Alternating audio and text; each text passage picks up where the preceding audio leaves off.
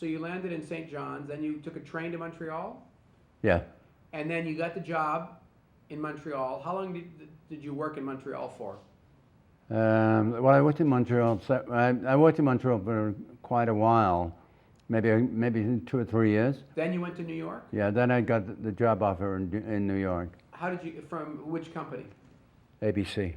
ABC News. And they asked you to be a producer? Yeah. And you said, I'm... Well, I was a producer by then in Britain, so... Or in yeah, Montreal? In Montreal, yeah. So then you figured it was time to try something different? Yeah. Did you like living in Montreal?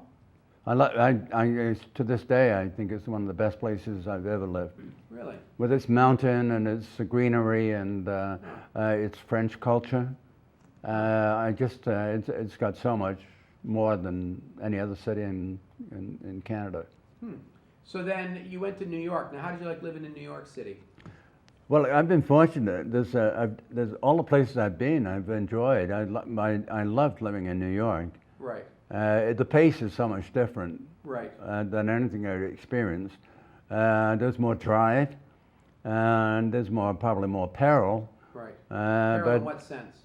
In several senses. In the streets of New York, then as now, can be very dangerous unless you know what you're doing. Right. Economically, you can make a lot of money, but now as then a business lost money. Therefore, you could lose your job. Were you excited about the opportunity to go to New York? I was, and the thing about it, Gary, is what a business it is. We travel the world for free. We have first-class service wherever we travel. Yeah.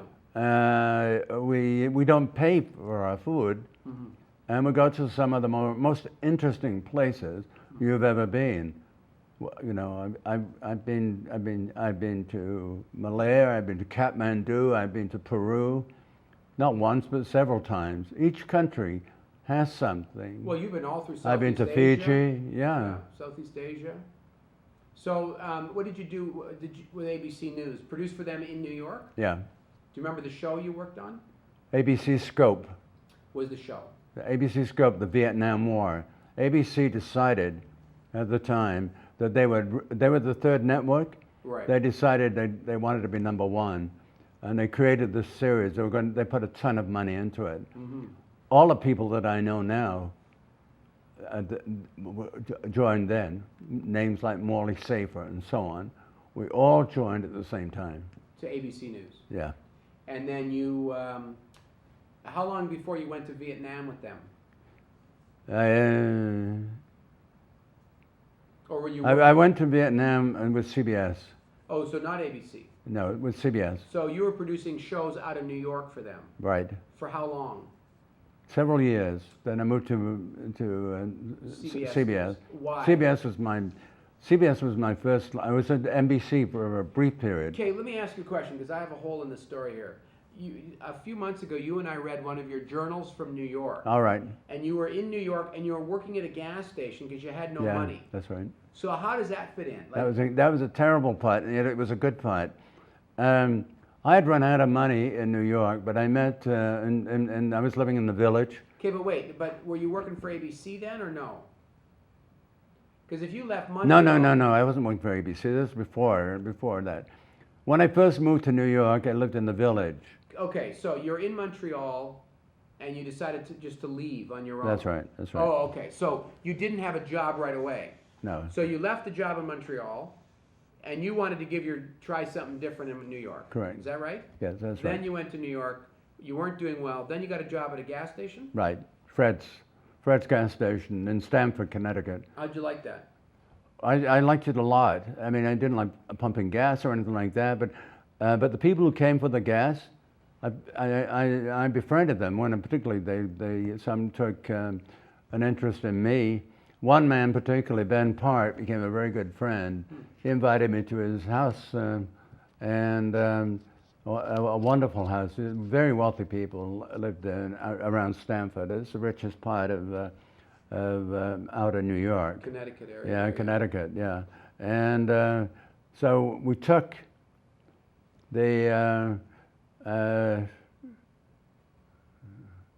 So you're pumping gas, Yeah. and then how long did you do that for? About a long time, not too long really, about a year and a half.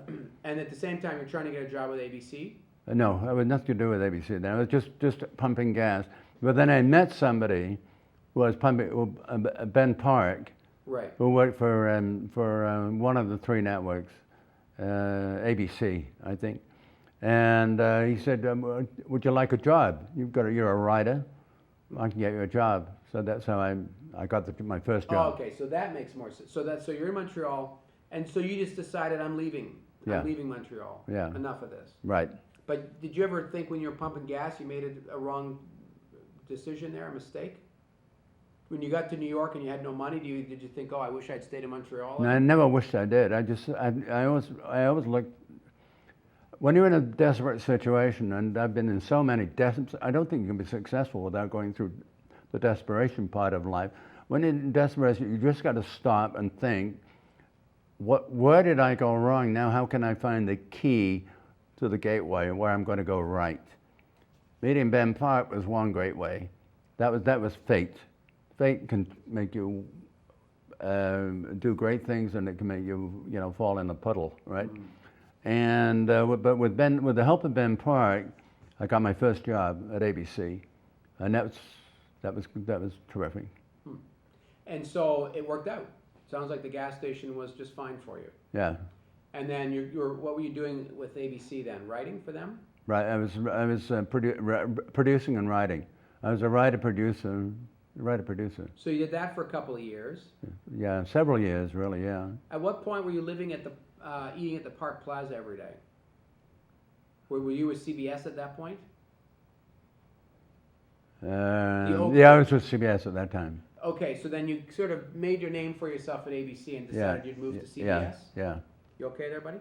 Yeah, yeah, I'm just looking for, yeah. Okay. I think the tape goes another 5 minutes. Yeah, another 4 Oh, okay, that's good. minutes. Is that okay? Yeah. So then ABC News, you worked for them, and then you left there after a couple of years and went to CBS News. That's well, I did a spell at NBC, and that was great. Huh. I worked for WNBC, the local station, the NBC's local station. And one of the best stories I ever did, I'm certainly probably one of the most frightening, because in this business you get delight and you get fright. The two things counterbalance each other. And a little fright is actually good. I got the building of, the assignment was the building of the Verrazano Narrows Bridge, which spans from Manhattan to Staten Island. And it was about halfway through being built when we went, and what they were doing when I finally got up, it was 1,000 feet high, approximately 1,000 feet high. When I finally got up, everything about the story was frightening. I've no head for heights.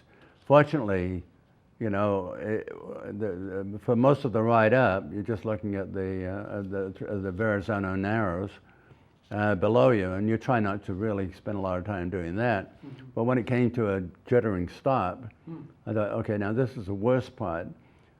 Cameraman, there was 5 in the crew. This was an elevator you were on. This is an elevator, a kind of a working elevator, right? Not an elevator like that on the hotel or anything like that. Open elevator, really, essentially.